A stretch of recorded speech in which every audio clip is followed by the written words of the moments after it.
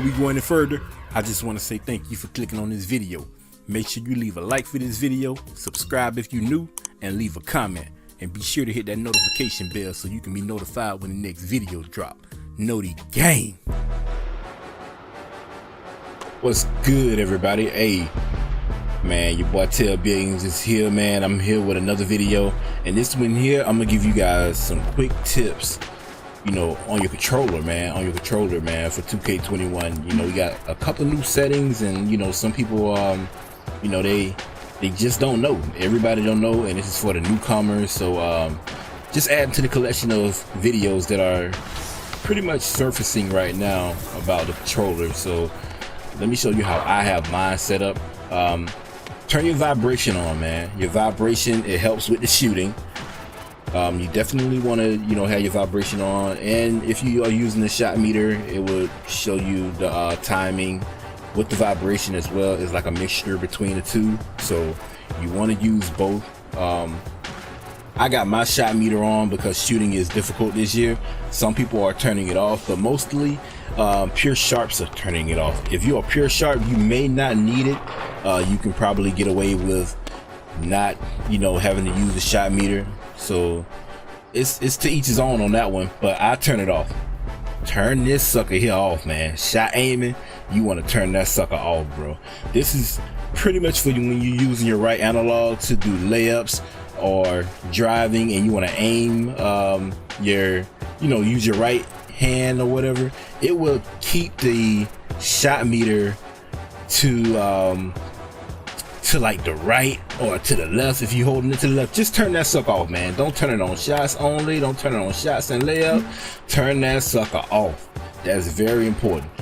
Pro stick function, I keep mine on default, man. You know, a lot of people use it for dribble moves or shots or whatever, but keep it on default. You know, you don't got to change that.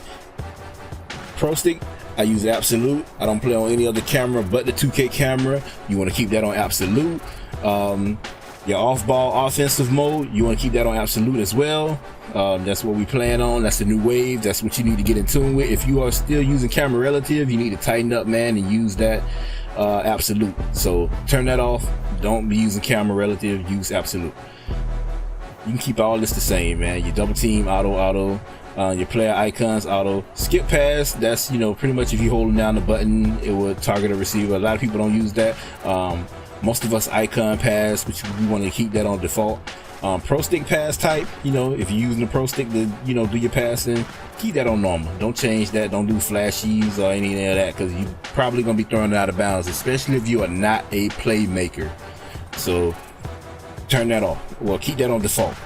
Moving on, man, receiver control, keep that all the same. All that should be handoff, pitch pass. We don't even, you know, using all that. Your pro stick defense, absolute. This is for when you want to hold your arms up, you hold the right stick up no matter what angle you are on the camera. So keep your pro stick defense on absolute. This is for when you know, if you want to, you know, swipe right to try to get a steal with the right analog, or swipe left, you swiping right on the controller as well. Who the guard, that's the arrow, keep that on. This thing here changes a lot as far as your, you know, arrow on the court. It would change, man. You know, it would change and switch over. You know, you can just be randomly going through and your arrow will switch on somebody else and you won't even know it. Now your player is focusing on somebody else. So if you don't know, you know, who your arrow is pointing to, you may end up, you know, making a bad defensive play because you are focusing on somebody else when your arrow is clearly, you know, it should be on the person who you're supposed to guard. Just keep it on. This is how I have my pass target profile. A lot of people put theirs on openness to the max, but I kind of balance out the direction on openness as well. It keeps me from making, you know, the bad passes and making passes towards the defender that is like in front of a person that is guarded.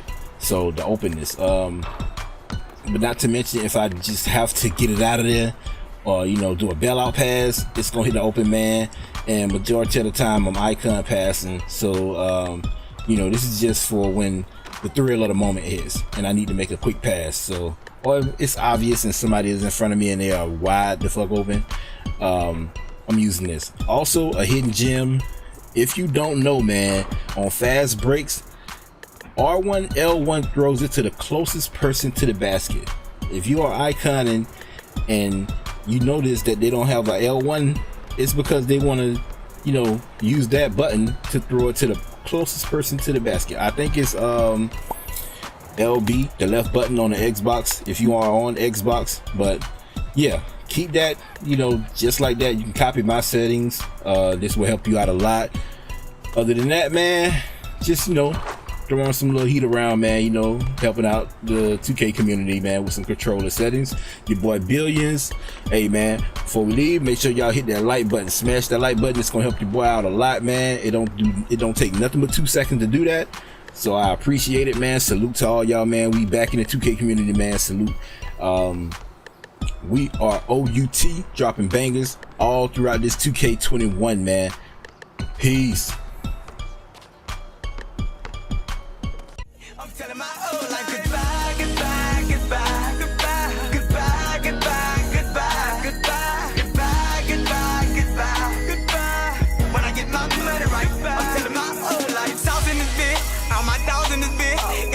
So tight, I'm talking small as a